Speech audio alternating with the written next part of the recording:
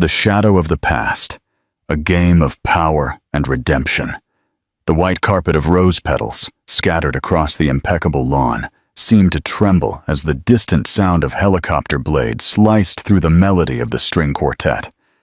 300 guests, dressed in their finest attire, turned from the flower-adorned altar toward the sound, shielding their eyes from the afternoon sun. Victor Ribeiro, heir to one of the country's largest pharmaceutical empires, stood paralyzed at the altar, the color draining from his face as he recognized the sleek black helicopter descending over his family's property. What is that?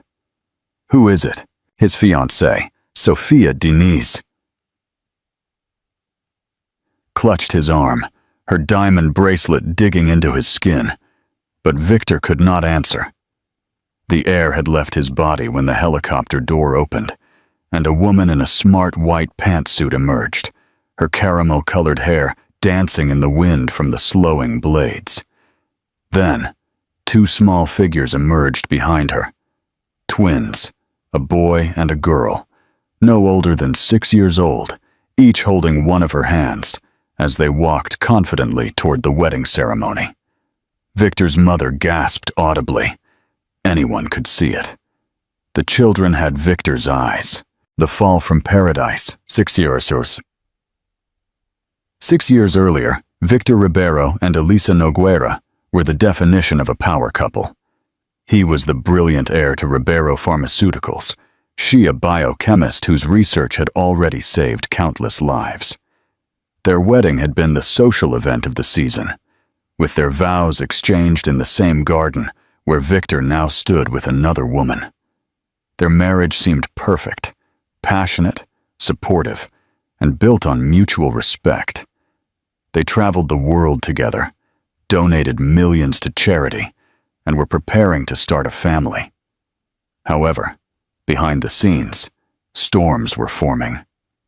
Julião, Victor's childhood friend, had joined Ribeiro Pharmaceuticals as CFO, bringing his sister, Sophia, into their social circle. What no one knew was how these two siblings would systematically destroy everything Victor and Elisa had built. The Ribeiro estate glowed under the late afternoon lights as staff in impeccable uniforms circulated through the annual charity gala. Victor watched his wife from across the crowded ballroom, admiring how Elisa commanded attention in her emerald dress as she discussed her latest research with the Minister of Health. 6 years of marriage had only deepened his attraction to her brilliant mind and kind heart. "She's an incredible woman," Julião said, appearing at Victor's side with 2 whiskeys. "You're a lucky man." Victor accepted the drink with a smile. "I know. The clinical trials for her cancer treatment protocol are showing incredible results. The board is thrilled." Julião nodded, his eyes following Elisa as she laughed at something Sophia had said. "Must be nice to have beauty and brains under the same roof." "We're trying to have a baby, you know," Victor confided, the whiskey dulling his usual reserve. "Elisa's been tracking everything. She says the timing is perfect this month." Julião's smile tightened almost imperceptibly. "Parenthood, huh? That'll change everything." Later that night, Elisa came out of her private bathroom to find Victor sitting on the edge of their bed, her phone in his hand. His face was unrecognizable, contorted with rage and betrayal. "Victor, what are you doing with my phone?" "Who is Miguel?" His voice was dangerously calm. Elisa's brow furrowed in confusion. "Miguel? I don't know any." "Don't lie to me." He threw the phone at her, showing her text messages she had never seen before. Intimate messages, explicit plans for rendezvous. "You've been seeing him for 3 months? In our bed, Elisa? While I was away on business?" "Victor, I've never seen these messages. I don't know any Miguel." Her hands shook as she scrolled through conversations that appeared to be from her number, but which contained words she had never written. "His cologne was on your clothes. He knew things about our house that only someone who had been here could know." Victor got up, running his hands through his dark hair. "Julião found him. The private investigator confirmed everything." "Julião?" Elisa's mind raced. "Victor, this is fake. Someone planted these messages. I never—" The bedroom door opened, and Julien walked in without knocking. "Security found this in her car." He handed Victor a small bag containing a man's watch and a hotel keycard. "I've never seen that," Elisa cried, trying to reach Victor, who pulled away as if her touch burned him. "Get out," Victor whispered, then louder. "Get out of my house." "Victor, please, I'm your wife. I love you." Tears streamed down her face as Julien signaled to the security guards waiting in the hallway. "Not anymore. I want divorce papers drafted tonight, Julien." "It's already been arranged," Julien replied, without looking at Elisa's desperate gaze. The next few moments passed in a horrible blur as security escorted Elisa out of the bedroom. She pleaded with Victor to listen, to think logically. "Why would I cheat on you when we were trying for a baby?" But rational thought had abandoned him, replaced by a primal rage, fueled by what appeared to be irrefutable evidence. In 30 minutes, Elisa found herself standing in the entryway of her home in her nightgown, watching staff hastily throw packed bags into the trunk of her car. Victor watched from the balcony, his face a stone mask, while Julien stood beside him, a hand on his shoulder in apparent comfort. "Your key cards have been deactivated," the head of security informed her coldly. "Your accounts will be frozen in the morning. Mr. Ribeiro suggests that you do not attempt to contact him or anyone else at the company." The rain began to fall as Elisa got into her car, gasping through sobs. Her phone vibrated with a notification. "Access to your email revoked." Then another. "Your building access has been terminated." Then a third. A preliminary notice of divorce proceedings.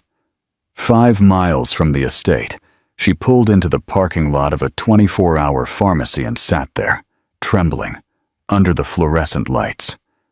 This could not be happening. There had to be some explanation. Someone had set her up. But who? And why? Her mind immediately went to Julien's strange behavior over the last few months, the way he seemed to appear whenever she and Victor were at odds. The subtle suggestions that he might be working too hard or traveling too often. Then, a wave of nausea hit her, a familiar sensation from the last few mornings that she had attributed to stress. With shaking hands, she got out of the car, went into the pharmacy, and bought a pregnancy test. 3 minutes later, looking at the positive result in the sterile pharmacy bathroom, Elisa Nogueira's world completely crumbled. She was pregnant with Victor's child, homeless, and facing a vicious divorce orchestrated by someone she now suspected had been plotting this for months. At dawn, she parked near Victor's office building, determined to make him listen to her. But security intercepted her before she reached the door. "Mr. Ribeiro does not want to see you, Mrs. Ribeiro," the guard said, uncomfortable but firm. "Tell him I'm pregnant," she pleaded. "Please, just tell him that." The guard disappeared inside. 10 unbearable minutes later, he returned. "Mr. Ribeiro says that given your infidelity, he has no reason to believe the child is his. His lawyer will contact you for a paternity test after the birth." Elisa's legs gave out at the cruelty of it. Through the glass doors, she could see Julien watching from the lobby, his expression unreadable. That afternoon, she discovered that her credit cards had been canceled. By nightfall, her closest friends had stopped calling her back, all part of the same social circle as Victor. As night fell, she was sleeping in her car in a supermarket parking lot, 7 weeks pregnant and completely alone. She didn't know it yet, but the ultrasound she would have 2 weeks later would reveal an even bigger surprise. Twins. The Queen's rise. The first ray of hope came in the form of Helena Garcia, an elderly woman who found Elisa vomiting next to her car one early morning. "Either you're pregnant or you're dying, dear," Helena observed with surprising bluntness. "Either way, you need help."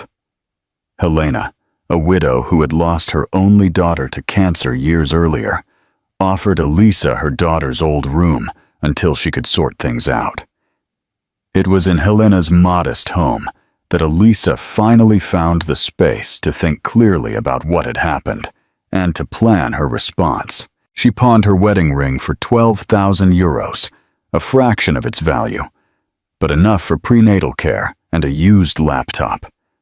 Then, she began to meticulously document everything that had occurred, creating timelines, saving the evidence she was able to retrieve. The picture that emerged confirmed her suspicions. Julian, with Sophia's help, had orchestrated her downfall. But why? What could they stand to gain? The answer came from an unexpected source. While looking for job openings at a cafe, Elisa overheard two pharmaceutical researchers discussing irregularities in Ribeiro Pharmaceuticals' recent drug trial reports. "The numbers don't add up," one whispered. "The side effect profiles were clearly altered before submission." "Julio signed off on everything," the other replied. "Victor probably didn't even see the original data." Elisa's scientific mind kicked into gear. She had been working on those same trials before she was cast out. If Julian was falsifying data, that wasn't just fraud. It was dangerous. People could die, and if she had stayed, she might have found out. That night, cradling her growing belly, Elisa made a decision. Victor had failed her completely, choosing blind rage over trust. But she would not allow Julian's schemes to hurt innocent people or to steal her children's future. "Your father didn't want us," she whispered to her unborn twins. "But that's okay. We're going to build something so spectacular that one day he'll realize exactly what he threw away." Morning sickness was a cruel name, Elisa discovered, as she vomited for the third time that afternoon. 4 months pregnant with twins, her body was changing rapidly, making it nearly impossible to hide her condition during job interviews. "I'm sorry, Dr. Nogueira," the laboratory director said, without looking her in the eye. "Your qualifications are impressive, but we've already filled the position." It was the same response she had received at 5 other research facilities. Someone, almost certainly Julian, had blacklisted her across the entire industry. Helena found her crying on the porch swing that night. "Cheer up, dear," the old woman said, sitting beside Elisa. "The world doesn't end just because a man was too foolish to see your worth." "It's not just Victor," Elisa explained. "No one will hire me. My research background means nothing when Julian tells them I'm unstable or dishonest." Helena considered this. "Then perhaps you need to meet people who have never heard of Julian." The next day, Helena took Elisa to a small community clinic that served primarily low-income patients. The waiting room was packed, the staff overworked. "My friend, Dr. Rebecca Vidal, runs this place," Helena explained. "She doesn't care about pharmaceutical politics, only about helping people." Dr. Vidal was a human-shaped hurricane, a brilliant researcher who had left a prestigious position to serve those without access to proper medical care. After a 5-minute conversation about Elisa's research background, she offered her a part-time job analyzing patient data. "I can't pay you what you're worth, Dr. Nogueira," Dr. Vidal warned. "And I see you're expecting twins." Elisa nodded. "I could tell by the way you're carrying yourself. Classic twin presentation," Dr. Vidal explained. "Look, it's not a glamorous job, but it's honest. And no one here is going to judge you for being pregnant and single, if that's what you're worried about." For the first time in months, Elisa felt a glimpse of hope. "When can I start?" The job was, in fact, unglamorous. Organizing patient records, analyzing treatment outcomes, and helping to optimize the clinic's protocols. But it kept Elisa's mind sharp, and it provided enough income to supplement what she had gotten from her wedding ring. At 7 months pregnant, she staggered into Dr. Vidal's office with a discovery she couldn't ignore. "There's a pattern in these cancer patients," Elisa explained, spreading charts across the desk. "Those taking the new Ribeiro Pharmaceuticals drug are showing hepatic complications at triple the reported rate." Dr. Vidal studied the data. "This is concerning. Are you sure?" "The sample size is small, but the pattern is unmistakable," Elisa confirmed, "and it tracks with what I overheard about falsified trial data." Dr. Vidal's expression darkened. "We should report this to the European Medicines Agency, the EMPSA." "On what evidence?" Elisa sighed. "They'll say our data set is too limited. We need more proof." "What we need," Dr. Vidal said thoughtfully, "is to develop an alternative treatment, something safer." Elisa blinked. "That would take years and millions in funding." "Not necessarily." Dr. Vidal smiled mysteriously. "I happen to have a fully equipped laboratory at my home. It's where I conduct my own research after hours. Maybe it's time you saw it." Dr. Vidal's home laboratory turned out to be a state-of-the-art facility, built in what had once been a large barn on her property. "My late husband left me quite comfortable," Dr. Vidal explained. "I use my inheritance to fund research that big companies won't touch. Treatments for rare diseases, affordable alternatives to expensive drugs." Elisa ran her hand over the gleaming equipment. "This is incredible." "It's also private," Dr. Vidal emphasized. "No corporate oversight. No shareholders demanding quarterly profits at the expense of safety. Just pure science." She fixed Elisa with an intense look. "Your previous work on cancer treatment protocols was groundbreaking. What would you do if you had the freedom to continue that research your way?" The question awakened something in Elisa that had been dormant since her casting out. The passionate researcher who had once believed she could change the world. 2 weeks later, Leo and Luna Ribeiro came into the world at Dr. Vidal's clinic. Healthy, perfect, and blissfully unaware of the chaos surrounding their birth. No birth announcement appeared in the newspapers. No proud father paced the lobby. Just Helena, wiping away happy tears as she held the newborns.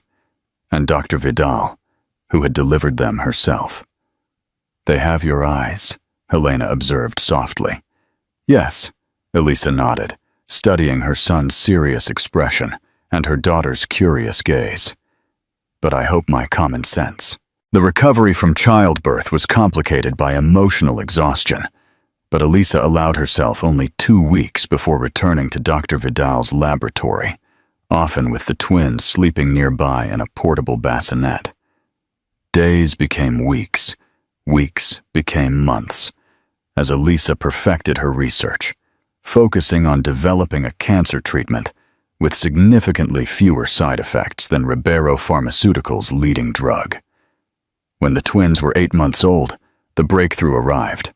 Elisa had created a compound that showed remarkable efficacy against aggressive cancers while maintaining a benign side effect profile. Dr. Vidal was euphoric. "This is extraordinary," she declared, reviewing the lab results. "You need to patent this immediately." "Patents require money," Elisa reminded her, "and lawyers." "Which I have," Dr. Vidal replied. "But more importantly, this discovery deserves to reach patients. It needs a company to get behind it." Elisa laughed bitterly. "What company would work with the discarded wife of Victor Ribeiro?" Dr. Vidal gave her a long, measured look. "A new one," she said. "One that you start yourself." The idea seemed preposterous at first. Elisa had no business experience, no industry contacts, and barely enough money to pay for the twins' diapers. But Dr. Vidal was persistent, finally revealing that she had been discreetly investing in biotech startups for years. I am prepared to provide seed funding, she told her. My only conditions are that you maintain full control and that the drugs we develop remain affordable. Why would you do this for me? Elisa asked, suspicious of such generosity after months of betrayal. Because 20 years ago I was you, Dr. Vidal replied simply. Brilliant, betrayed, and underestimated. The man who did it to me went on to become a pharmaceutical giant, selling drugs for 20 times their production cost. I have spent 2 decades looking for someone who could help me change that system. She smiled at the twins, who were playing on a blanket nearby. Consider it my investment in the next generation. Phoenix Pharmaceuticals was born in Dr. Vidal's barn laboratory, with Elisa using her maiden name, Elisa Noguera, to avoid an immediate association with Ribeiro Pharmaceuticals. Her first patent application went through without a hitch. Julio and Victor remained completely unaware that their former colleague was building a rival company. By the time the twins turned 2, Phoenix had secured EMPA's approval for its first drug and had begun small-scale production. Dr. Vidal's industry contacts proved invaluable, opening doors that would have remained firmly shut to Elisa alone. Their first major contract came from the La Misericordia Hospital network, which had been struggling with the high cost and worrisome side effects of Ribeiro Pharmaceuticals' cancer treatments. Phoenix offered an effective alternative at half the price, with significantly better patient outcomes. The announcement caused small waves in industry publications. Newcomer Phoenix Pharmaceuticals, led by scientist Elisa Noguera, secures multi-million-dollar contract with La Misericordia Hospital network, challenging established players in the oncology drug market. At Ribeiro Pharmaceuticals, the news received little attention. A new competitor was not unusual in their industry, and the company name raised no red flags. It was only when their largest hospital client announced they were switching suppliers that alarms began to sound. Julien burst into Victor's office, throwing a report on his desk. We just lost Metropolitan Hospital to a startup called Phoenix. That's 30 million euros in lost annual revenue. Victor, now more involved in the social aspects of the business than the scientific work that had once impassioned him, barely looked up. Then offer them a better deal. I did, Julien exclaimed. They refused. They said the Phoenix drug has superior outcomes and fewer side effects. Their exact words were, Ribeiro's product doesn't compare. This finally caught Victor's attention. That's impossible. Our R&D team has been working on that formulation for years. Well, apparently, this Elisa Noguera person figured out in 2 years what our team couldn't in 5. Julien's tone was carefully calibrated to suggest incompetence rather than his own sabotage of Ribeiro's research after Elisa's departure. Elisa Noguera? Victor frowned, the name stirring something in his memory. No one knows much about her, Julien continued smoothly. She sort of appeared out of nowhere about 3 years ago. Very private, never gives interviews, but her science is apparently exceptional. I want to meet her, Victor decided. Arrange a dinner. Perhaps we should consider acquiring Phoenix rather than competing with it. Julien's expression tightened almost imperceptibly. I'll try, but my sources say she turns down most meeting requests, especially from larger pharmaceutical companies. Everyone has their price, Victor replied dismissively, turning back to the social calendar on his desk, where Sophia had scheduled several charity galas they would attend together. Meanwhile, across town, Elisa was sitting in Phoenix's modest but growing headquarters, reviewing their latest financial projections, while the twins calmly colored in the small play area of her office. Ribeiro Pharmaceuticals lost another contract today, her assistant mentioned, placing new reports on her desk. Their stock is down 8%. Elisa allowed herself a small smile. That's a shame for them. This too, the assistant added, sliding a business magazine over. On the cover was Victor, with Sophia on his arm at a charity event. The title read, Ribeiro heir to wed Sophia Denise in spring ceremony. Elisa's expression remained neutral as she studied the image of the man who had thrown her out of their home. The man whose children were now calmly drawing a few feet away. Children he had never bothered to confirm were his, despite his initial request for a paternity test. "Mommy, look!" Luna held up a drawing of what appeared to be their small family. Elisa, Leo, Luna, Helena, and Dr. Vidal, all holding hands. "It's us!" "That's beautiful, darling," Elisa replied, her voice firm despite the emotions bubbling beneath. Later that night, after putting the twins to bed, Elisa sat on her balcony overlooking the city. In the distance, she could see the Ribeiro Pharmaceuticals tower lit against the night sky. 3 years of strategic work had transformed Phoenix into a formidable competitor, one that was beginning to seriously impact Ribeiro's bottom line. But that had never been her primary goal. Her phone buzzed with a message from her investigator, an old patient whose life had been saved by Phoenix's drug, and who now used his skills as a financial analyst to track Ribeiro Pharmaceuticals' activities. "I've found something significant in their quarterly reports, hidden inconsistencies that suggest at least 80 million euros unaccounted for. I need to dig deeper." Wedding date also confirmed. May 15th. May 15th. The exact date. 6 years prior, when security had escorted her out of her home.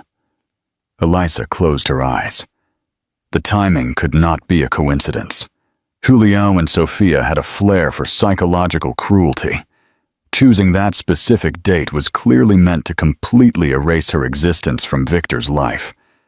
But they had miscalculated gravely, because while they planned a wedding, Elisa had been building an empire, and more importantly, she had been gathering evidence of financial fraud, of deliberately concealed drug side effects, and of the elaborate plot to frame her for infidelity. The twins deserved to know their father, Dr. Vidal had told her repeatedly, and Victor deserves to know what Julian did. Elisa had resisted for years, protecting the peaceful world she had created for her children. But seeing the wedding announcement, planned for the anniversary of her greatest humiliation, something crystallized within her. The time for the truth to come out. All of it, Elisa's revenge and the villain's fall. The Ribeiro estate had never looked so magnificent. Thousands of white roses adorned the garden, where 300 guests had gathered to witness the union of Victor Ribeiro and Sophia Denise. String musicians played softly as guests took their seats, their murmured conversations creating a gentle hum of anticipation. Victor stood at the altar, handsome in his custom tuxedo, although close observers might have noted the slight emptiness in his eyes. In the front row, his parents exchanged worried glances. They had never fully warmed to Sophia, although they had kept their reservations private. Julian, serving as the best man, watched the scene with ill-disguised satisfaction. Everything had gone according to plan. A few months after Elisa's departure, he had introduced his sister Sophia to Victor.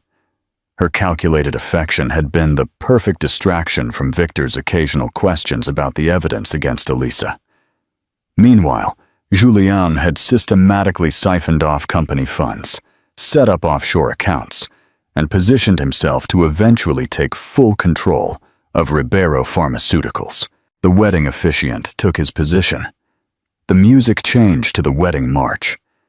Sophia appeared at the end of the aisle in a designer dress that had cost more than most houses. And then, the distant sound of helicopter blades. At first, the guests assumed it was part of the celebration, perhaps an elaborate entrance or a surprise planned by the groom. But Victor's look of confusion quickly turned to alarm as the black helicopter descended toward the estate's heliport. "What's going on?" Sophia demanded, reaching the altar as guests began to turn toward the noise. Victor didn't answer. Something about the helicopter felt strangely familiar. The ceremony stopped as the helicopter landed. Security personnel moved uncertainly toward the heliport, unsure whether to intervene, as no one had authorized them to stop the aircraft. Then the door opened, and she stepped out. Even from a distance, Victor recognized her immediately. The world seemed to shrink to a single point as Elisa, his ex-wife, the woman he had cast aside 6 years ago, walked calmly toward the ceremony in a smart navy blue pantsuit that emphasized how little she had changed. Her hair was different, her posture more confident, but her face stirred something deep in him that he had desperately tried to forget. Then, 2 small figures emerged from the helicopter behind her, a boy and a girl, holding hands, looking around with curious expressions that mirrored Victor's when he was confronted with something new. "My God," Victor's mother whispered, rising from her seat. "Ricardo, look at them." Victor's father also stood, his face pale with shock. "They have your eyes. Victor's eyes." Murmurs spread through the crowd as Elisa and the children walked purposefully toward the ceremony. Security looked to Victor for instructions, but he remained frozen, unable to process what he was seeing. "What is this?" Sophia whispered, gripping Victor's arm. "Who is this woman? Why is she here with these children?" Julian took a step forward, his face contorted with rage and fear. "I'll handle this." He signaled to security, but Elisa's calm voice cut through the chaos. "I wouldn't do that, Julian, unless you want your financial activities made public now rather than in tomorrow's newspapers." Julian hesitated as Elisa and the children reached the edge of the seating area. The twins, immaculately dressed and remarkably poised for their age, stood close to their mother, studying the scene with intelligent eyes. "Victor," Elisa said, her voice echoing in the now silent gathering. "Meet your children, Leo and Luna, the ones you never knew existed when you threw me out 6 years ago." The collective gasp from the guests was audible. Victor's mother put a hand to her mouth, tears filling her eyes, as she looked at her grandchildren for the first time. "That's impossible," Sophia exclaimed. "She's lying, Victor. Tell everyone she's lying." But Victor couldn't speak. He was looking at the children, at the boy whose serious expression and thoughtful eyes were eerily familiar, at the girl whose determined posture mirrored his own in childhood photographs. "The DNA evidence confirming their paternity has already been submitted to the family court," Elisa continued calmly, "along with evidence of how Julian and Sophia conspired to take me out of your life by fabricating evidence of infidelity." Julian stepped forward. "Security, get this woman out of here immediately." "I wouldn't do that," said another voice, as Dr. Rebecca Vidal emerged from behind Elisa. "Unless Ribeiro Pharmaceuticals wants the EMSA to receive our full file on the falsified retinol side effect profiles tonight instead of next week." The crowd erupted in confused chatter. Victor's parents pushed past security to get closer to the children, his mother kneeling despite her expensive dress to look the twins in the eye. "Hello," she said softly. I would be your grandmother." Luna, always the bolder twin, studied the older woman carefully before replying. "You look like the pictures Mommy keeps in our memory box." This simple statement, which revealed that Elisa had ensured the children knew their paternal family despite everything, seemed to break something in Victor's mother.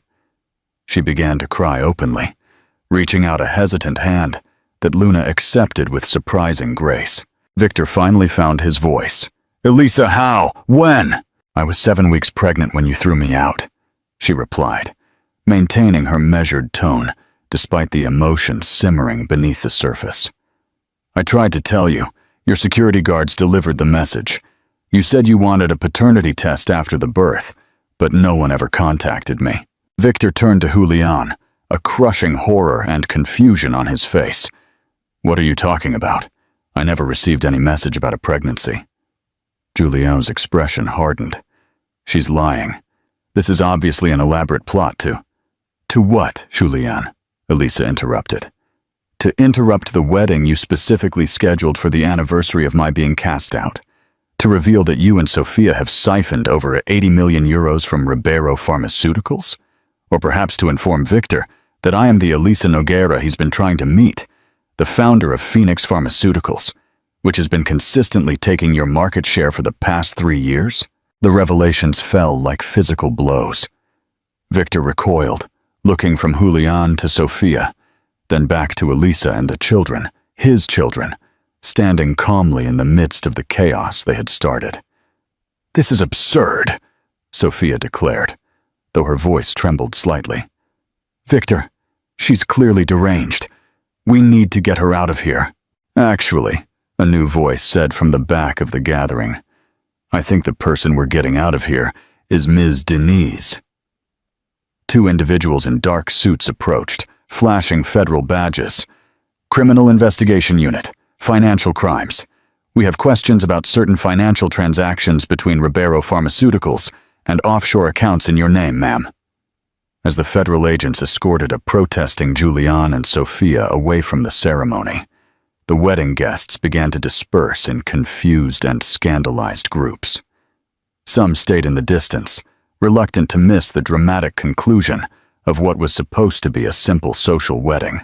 Victor approached Elisa and the children slowly, as if in a trance. He knelt before the twins, studying their faces with awe and devastation.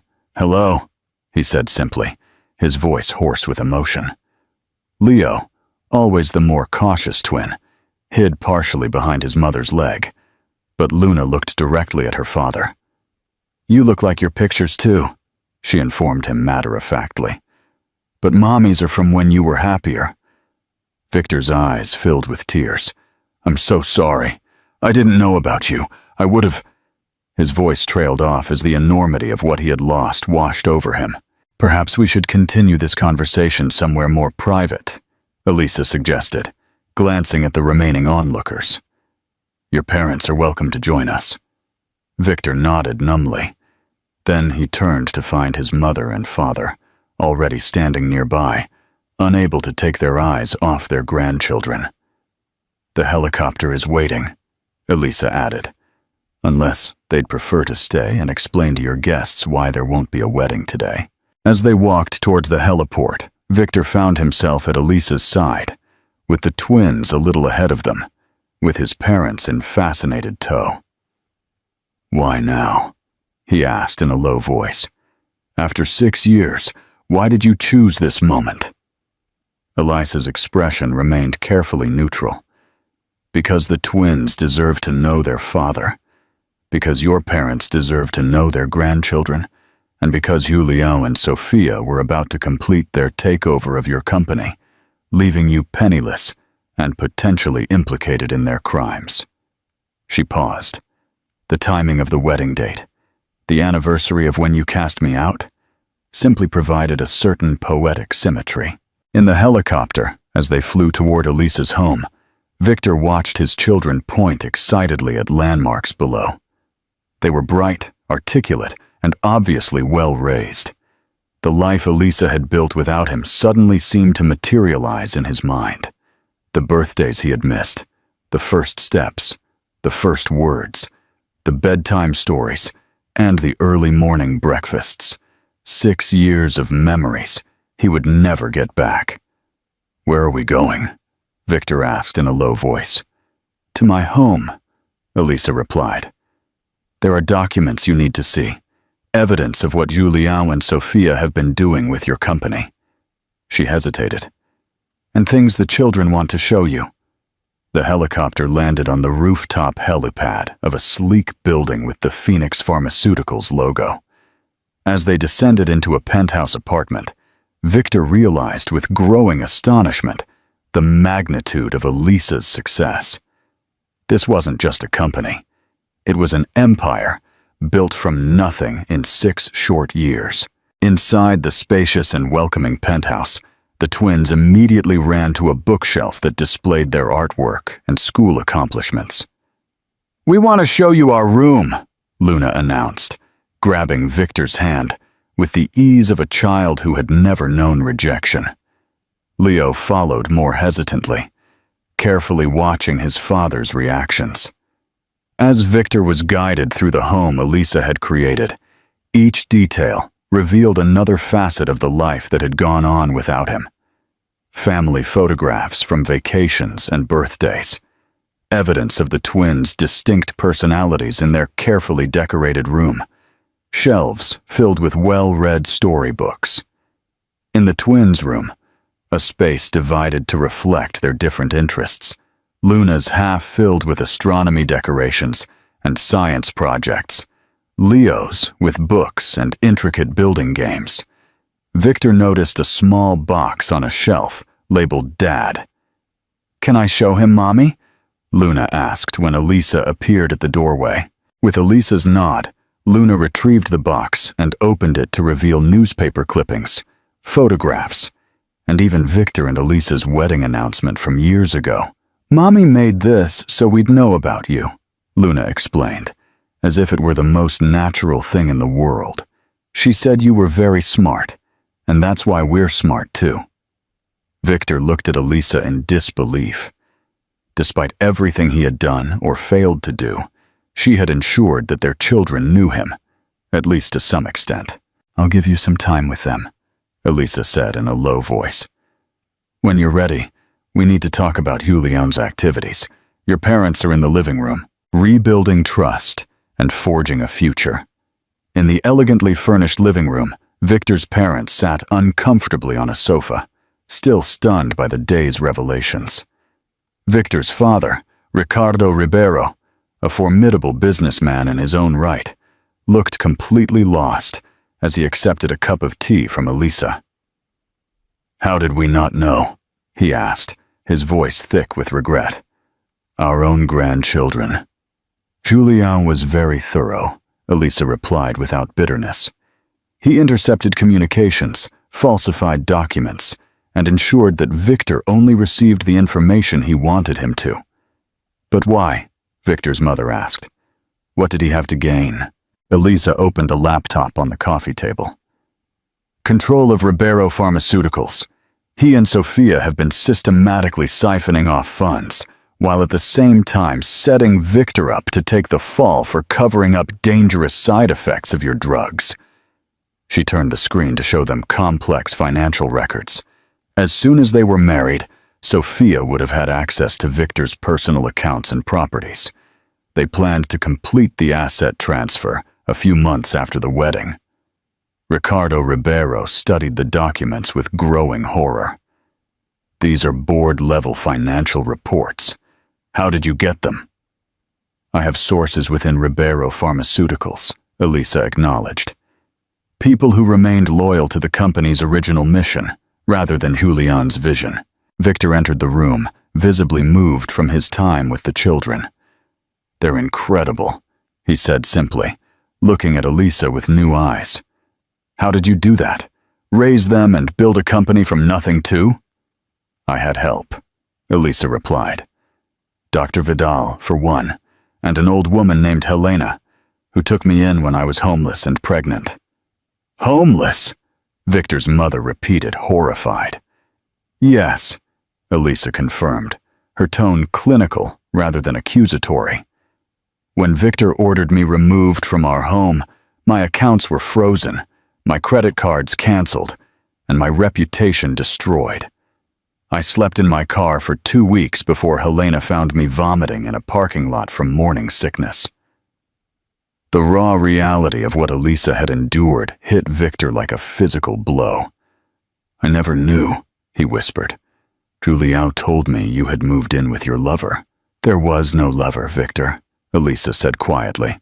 "There was just me, 7 weeks pregnant with your children, trying to survive, while Julian was sick with a need to destroy everything we had built together." Victor sank into a chair, his head in his hands. The evidence had seemed so conclusive. The text messages, the watch, even the witnesses. All fabricated, Elisa confirmed. Hu Liao hired someone to create fake text messages. The watch and hotel key were planted. The witnesses were paid. She opened another file on her laptop. This is the payment record from Hu Liao's private account to the man who pretended to be my imaginary lover. And it continued, turning to another document. This is the restraining order you supposedly filed, which prevented me from approaching you to talk about my pregnancy. Victor looked at the document with horror. I never filed this.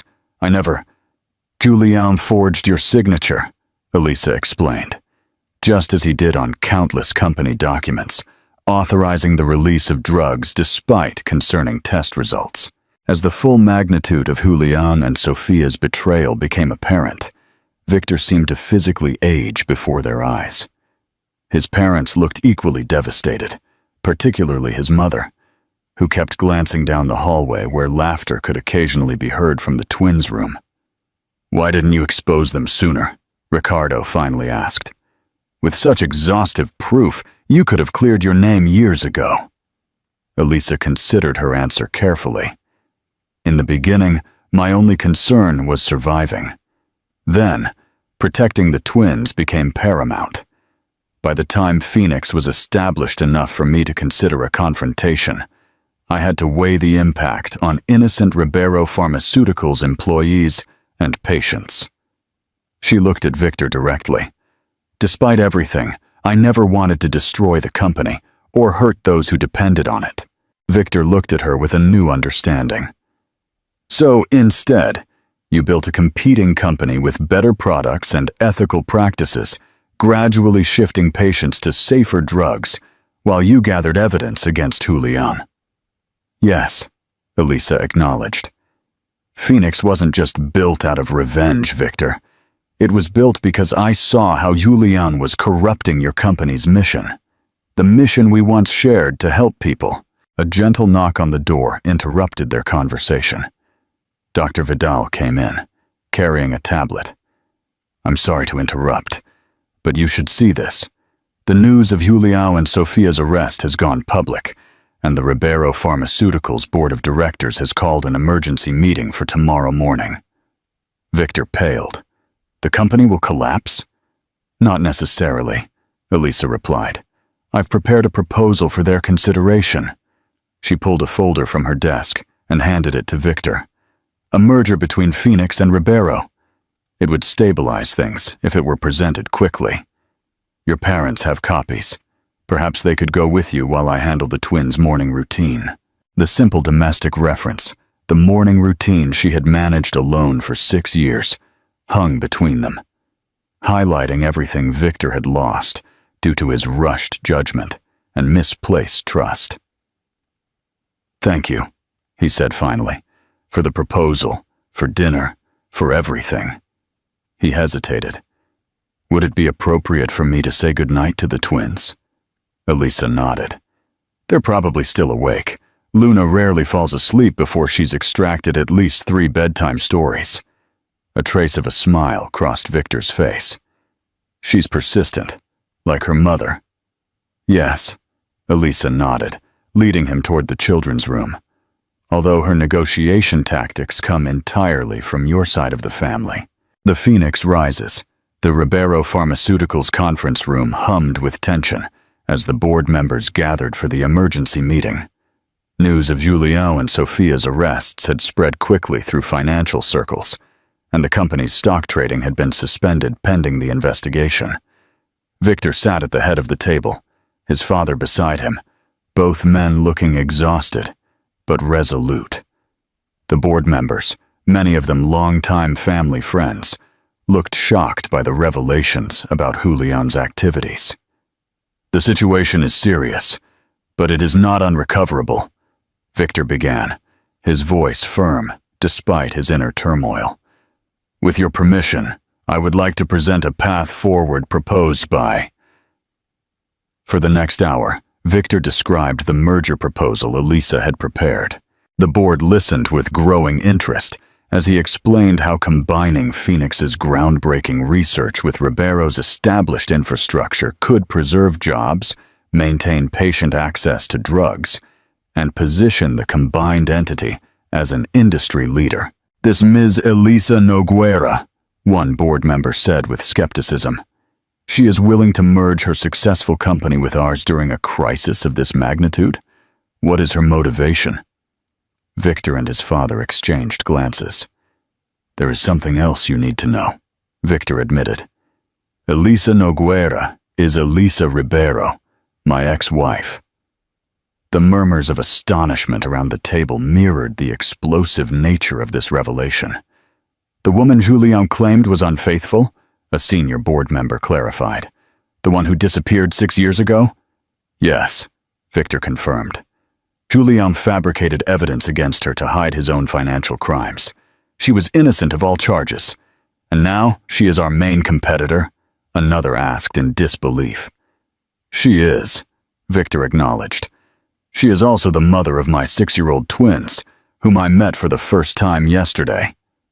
The stunned silence that followed was finally broken by the board's oldest member, Margarita Chen. "It is not something one simply gets over."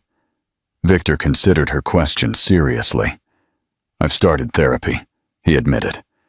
"Something I should have done years ago, after my brother's death. Julião exploited my grief and insecurities masterfully." He looked at her. "I am not the same man who cast her out, Elisa. I cannot change what I did, but I can ensure I do not make that kind of mistake again." Elisa nodded, accepting his answer without comment. The merger announcement caught headlines in business publications. Phoenix and Ribeiro Pharmaceuticals announce historic merger. CEO Elisa Nogueira, revealed as ex-wife of Victor Ribeiro, in surprising corporate and personal reconciliation. The personal aspect of the story, the wronged wife returning triumphantly with hidden children and a superior company, captured the public's imagination. Interview requests poured in, which Elisa politely but firmly refused. "This is not a tabloid drama," she told her public relations team. "This is a business merger with personal elements that are not for public consumption." As the weeks passed, Victor's relationship with the twins gradually deepened. Leo began to lower his guard, especially after discovering his father's extensive library and their shared interest in geology. Luna simply adopted Victor as if he had always been there, naturally incorporating him into her expansive view of the world. The twins' upcoming 7th birthday became a focal point. Victor, eager to make the occasion memorable, repeatedly consulted Elisa about appropriate gifts and arrangements. "Nothing extravagant," she warned. "They don't need to be showered with expensive presents to make up for lost time." "I know," Victor assured her, "but I'd like to contribute something meaningful to the space theme Luna requested." On the day before the birthday celebration, Victor showed up at Elisa's penthouse with Dr. Vidal, who had become an unexpected ally in helping him navigate his new relationship with his children. "We have a proposal," Dr. Vidal announced for the birthday party. Elisa raised an eyebrow. "I thought everything was arranged.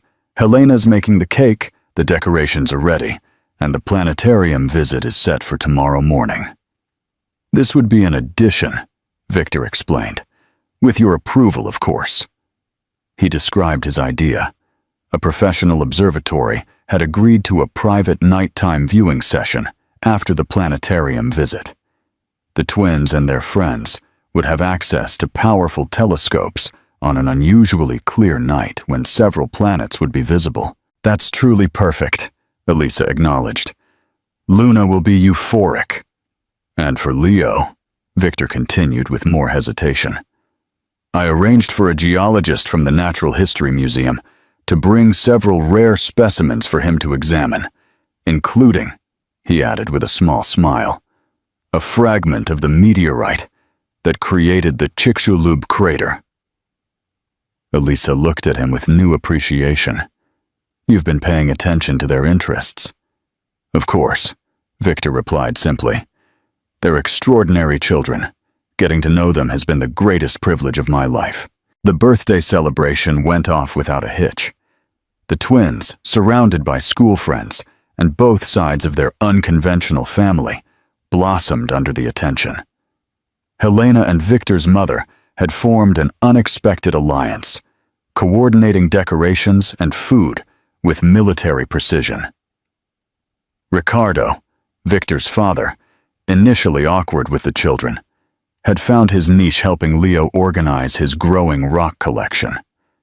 At the observatory that night, after the other children had been picked up by their parents, the core family group remained.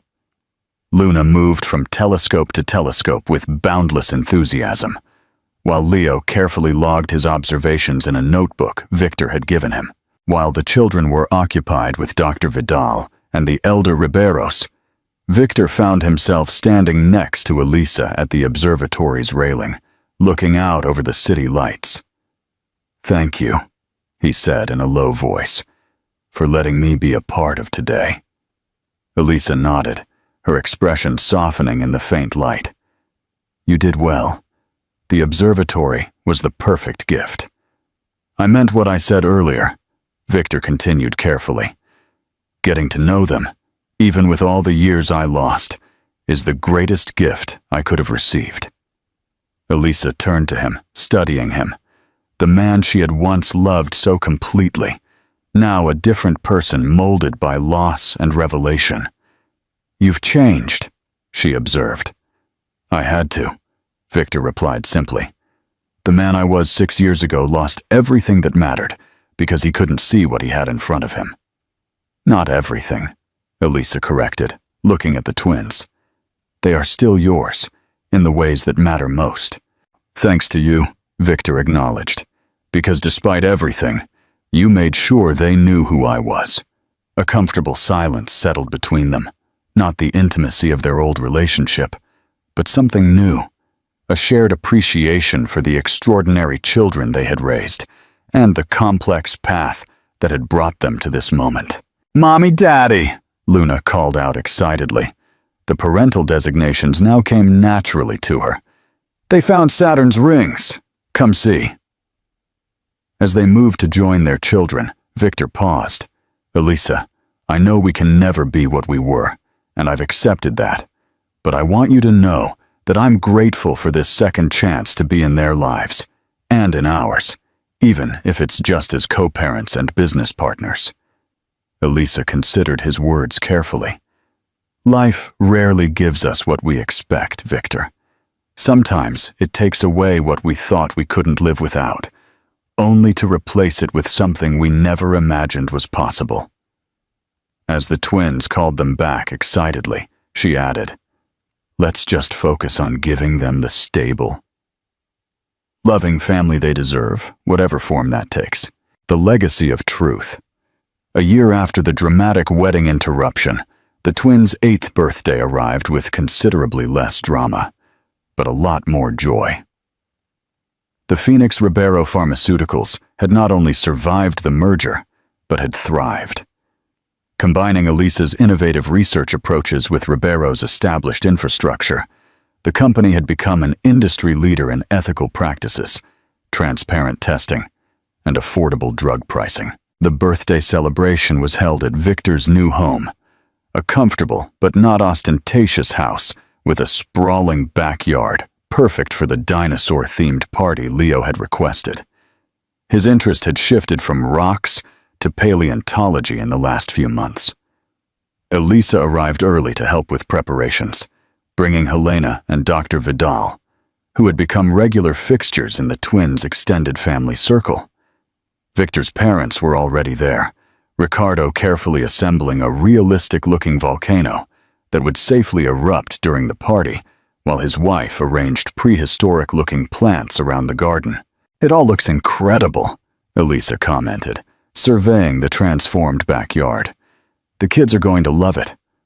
"I hope so," Victor replied, emerging from the house with trays of fossil-shaped cookies. Leo was very specific about scientific accuracy. "He gets that from both of us," Elisa observed with a smile. Their relationship had evolved over the last year into a comfortable co-parenting arrangement. The initial tension had gradually given way to mutual respect as they navigated both their corporate merger and their shared responsibility for the twins. The children had adapted to their new family structure with remarkable resilience. They now spent 3 nights a week at Victor's house and the rest of the time at Elisa's penthouse. Far from being confused by the arrangement, they seemed to thrive, having both parents actively involved in their lives. As the guests began to arrive, school friends, colleagues from both companies, and the unconventional extended family they had assembled, Elisa found herself watching Victor interact with the children. His transformation over the last year had been remarkable. The ambitious, sometimes arrogant pharmaceutical heir had been replaced by a thoughtful, patient father who prioritized his children above all else. "He's done well, hasn't he?" Dr. Vidal observed, joining Elisa at the edge of the garden. "Better than I expected, to be honest." "Yes," Elisa nodded. "The twins adore him."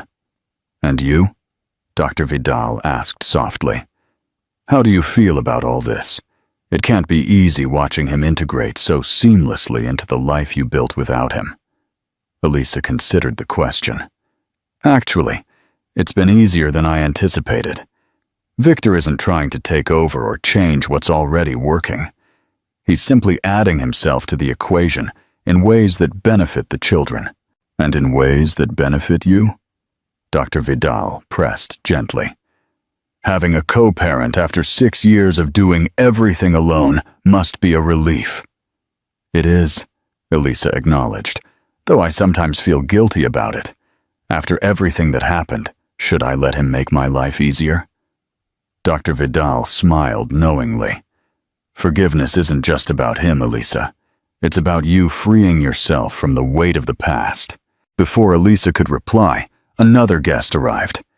David Vidal, Dr. Vidal's son, carrying an elaborately wrapped present.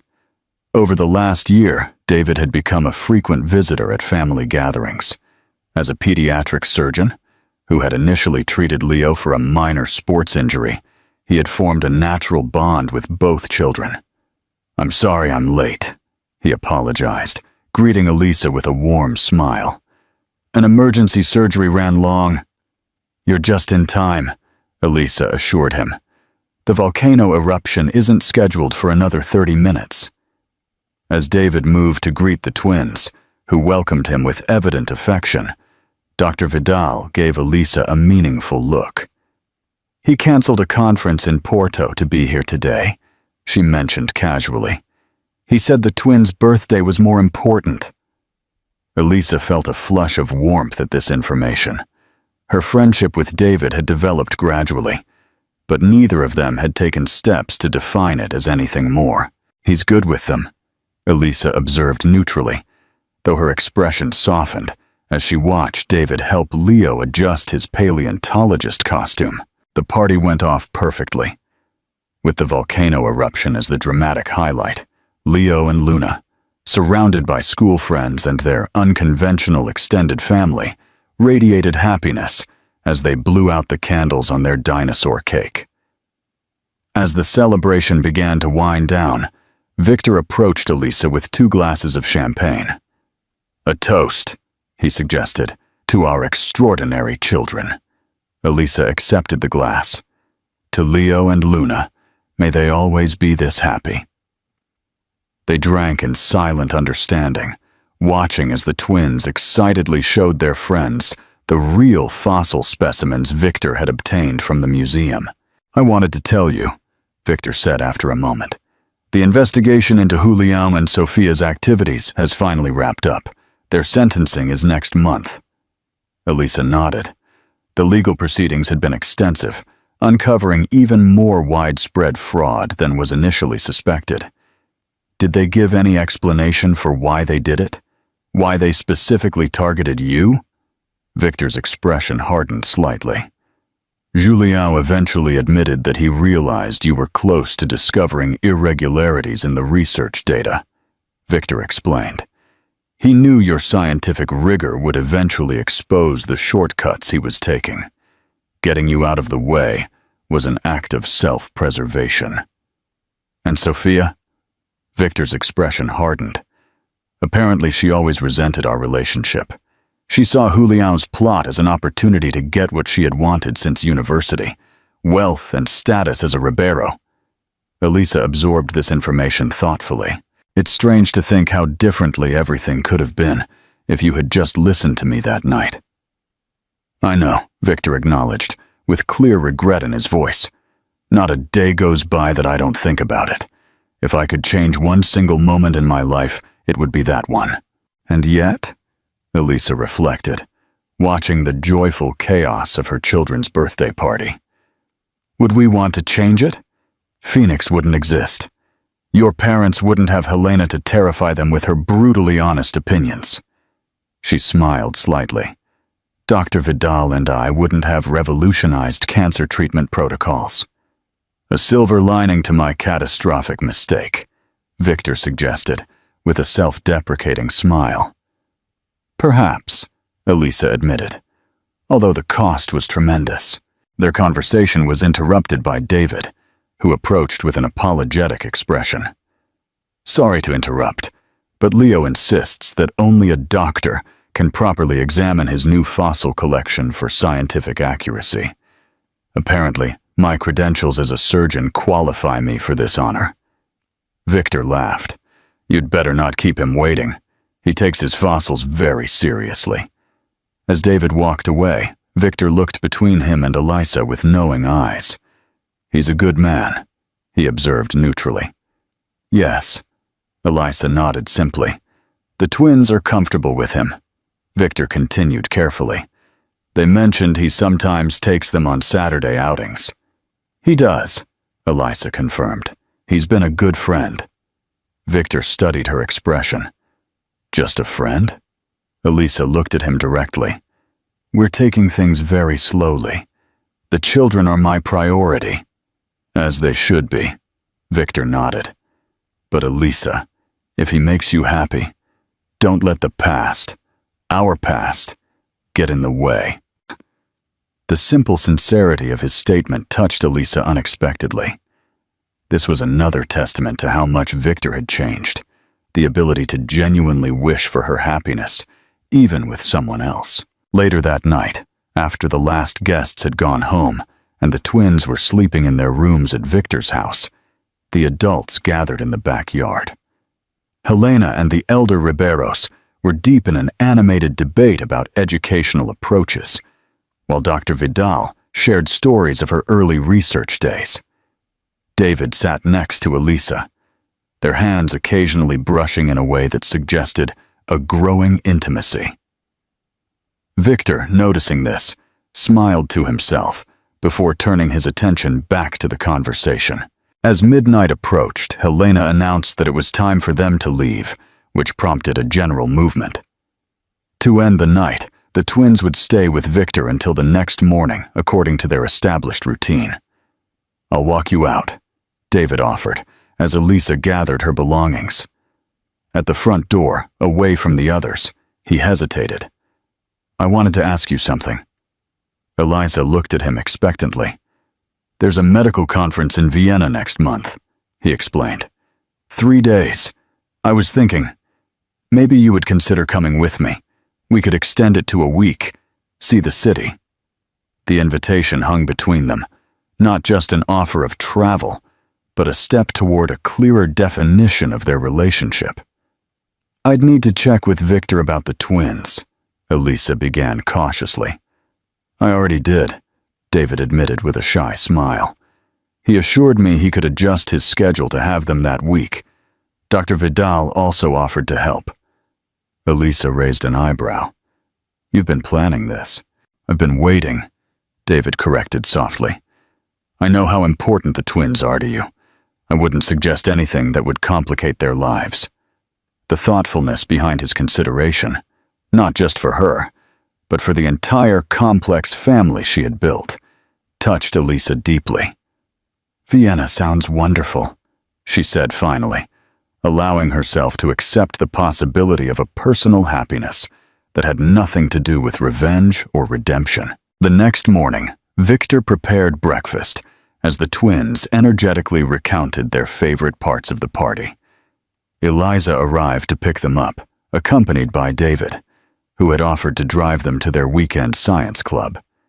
As the adults supervised the breakfast cleanup, an unexpected moment of harmony settled in the kitchen. Victor and David discussing the twins' educational interests, Elisa organizing the week's schedule, everyone operating with the comfortable rhythm of people who had found a way to put the children's needs above all else. When the twins ran off to get their science projects, Victor took the opportunity to speak with Elisa privately. "I wanted to thank you," he said in a low voice. "For what?" Elisa asked, genuinely confused. "For allowing me to be a part of their lives," Victor explained. "For not letting bitterness consume you, when you had every right to." Elisa considered his words carefully. "Do you know what the real secret was? What ultimately ruined you?" Victor waited.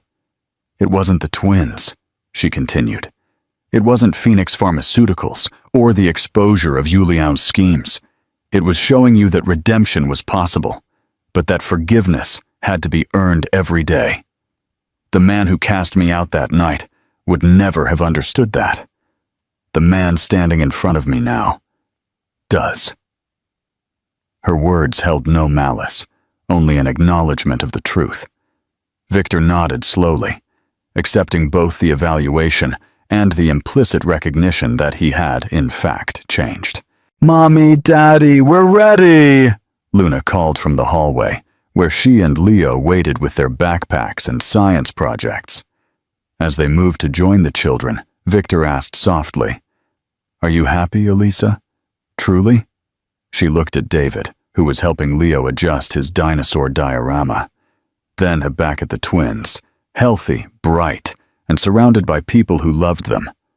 Finally, she considered herself, the woman who had gone from destitution to building a pharmaceutical empire, who had raised extraordinary children alone, and who had now found a peaceful resolution to what had once seemed an unforgivable betrayal.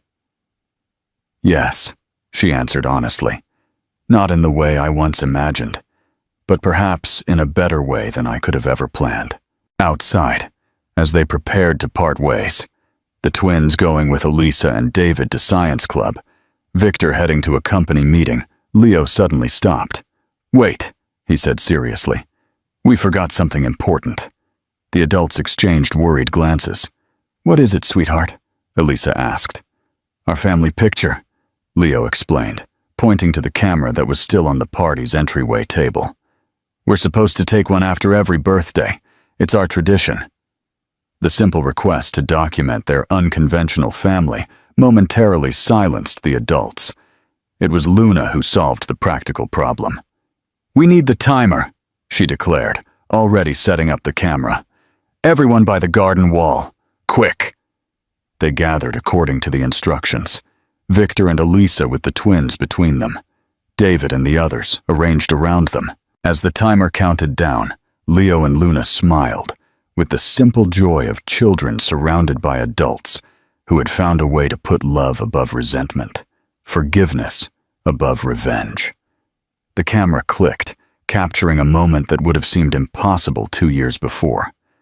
Not a perfect family by conventional standards, but one that had been forged through extraordinary circumstances into something resilient and real. Later that night, as Elisa reviewed work documents while the twins finished homework at her dining table, her phone buzzed with a message from Victor.